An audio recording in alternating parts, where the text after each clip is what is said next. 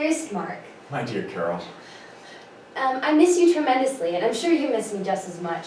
But we're no different from 5 million other families whose army husbands are overseas. Today I've been here 7 days. 8 days out of New York. And I've written you one postcard. I've sent you one postcard picture book. I've written 10 letters and sent one insured letter. I hope you've gotten them all. I'm working tonight. Today I had a few cases. One of them is a 3-year-old girl, Connie Jones, who had pertussis in August and September.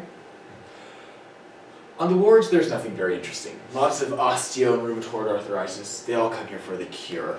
They drink mineral water all day. Connie has a cough productive of yellow sputum, anorexia, weight loss, fatigues easily, and has an afternoon temperature going as high as 103 for 2.5 weeks. My differential diagnosis is pulmonary TB.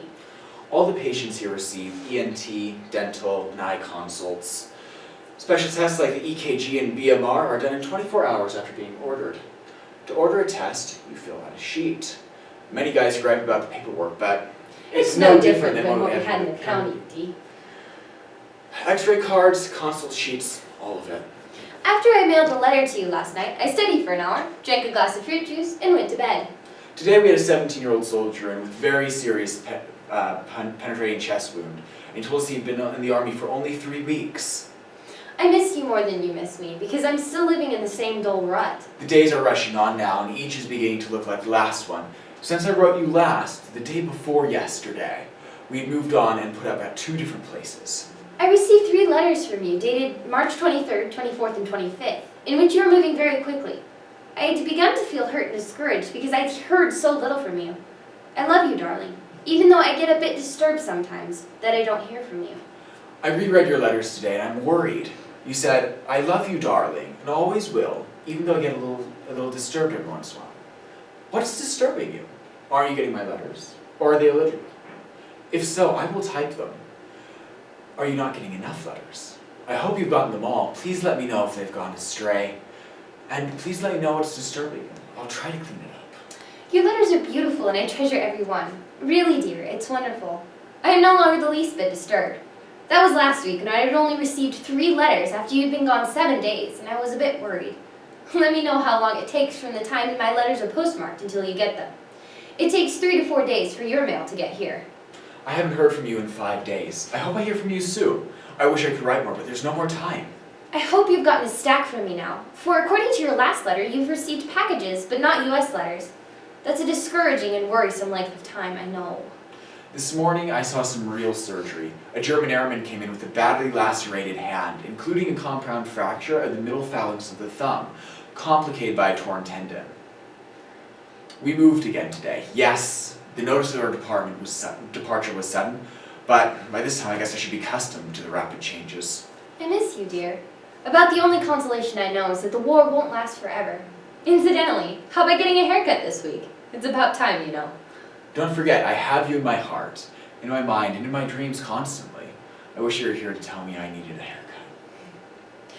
Tonight I had dinner in a very fine Chinese restaurant. I had lobster, Cantonese-style chicken, cubes with Chinese vegetables, all the trimmings, and I had lychee nuts for dessert. Today was pretty typical. I'm on call for a 24-hour period, hence I went to the station and was there all afternoon and treated a few casualties. Between these treatments, I finished my book. After dinner, I walked to the theater. Darling, it was the best show I've seen since Othello, and I'm considering seeing it again, for the folk singing was most pleasing. And there were sad songs and happy ones, ballads and spirituals, and finally some jazz. I know you would have loved it. I missed you during the singing.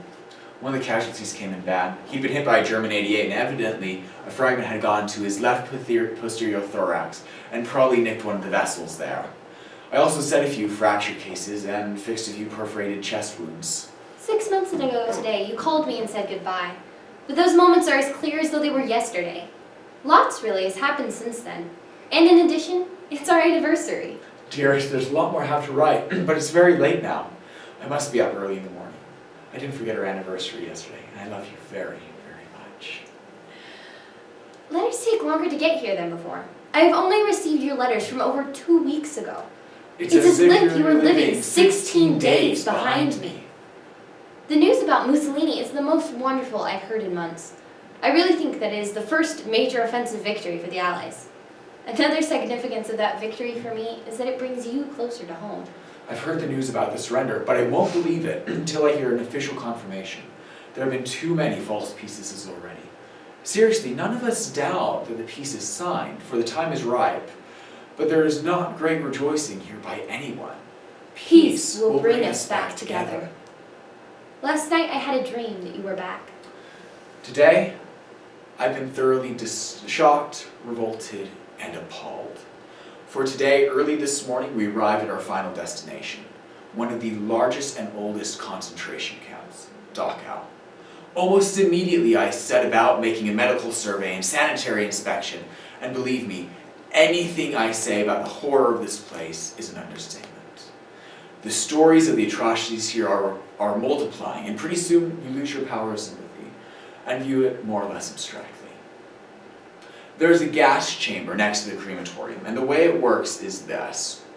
The poor unfortunates were given a towel and a piece of soap, and then led into the shower room, which was aromatically sealed and subsequently gassed. There are prison pens on the grounds, real dungeons. There's supposed to be a torture chamber somewhere also. Evidently, there were 10,315 deaths here in the first few months of 1945. It's worse here than anything you or I have read about, and I hope there will never be places like this again. All of us who are out there today began to hate the Germans. Mark, I've read your letters over several times, and I know them almost by heart. They make me feel much closer to you than 1,300 miles. I feel as though I could reach out my hand and touch you, or if I could just penetrate another inch through the fog, I could tell if you'd missed a chin whisker. If I close my eyes, I can feel you next to me. I write you all these things because if you were here, I'd tell you. But even though you aren't, I want you to know that I believe in you and in the goodness in the world. All the cracks and craters are more than worthwhile. For you and we are at the end of that arduous trail, ready to build a wonderful home together and live to a happy, hoary old age. I doubt that the world will be different then from now, for it will take far more than a war to change human nature. Its roots are too firmly fixed. The future is an ever-rosy glow upon the horizon, and it is toward that goal that we are now struggling. May it be achieved soon! I will never lose hope in that future, for I have an undying faith in you and respect for you. I am yours. You have made life an exquisite happiness for me. Carol, I got your beautiful letter today, and I can't help but reading it and rereading it. It's so nice to have your thoughts with me constantly, and I agree with every word you write. I will frame that letter, and I'll keep it in my pocket constantly. Mark, dear, I love you. I love you with a deep, warm, all-embracing love, which grows more every day. I miss you, and see you soon. Love, Carol.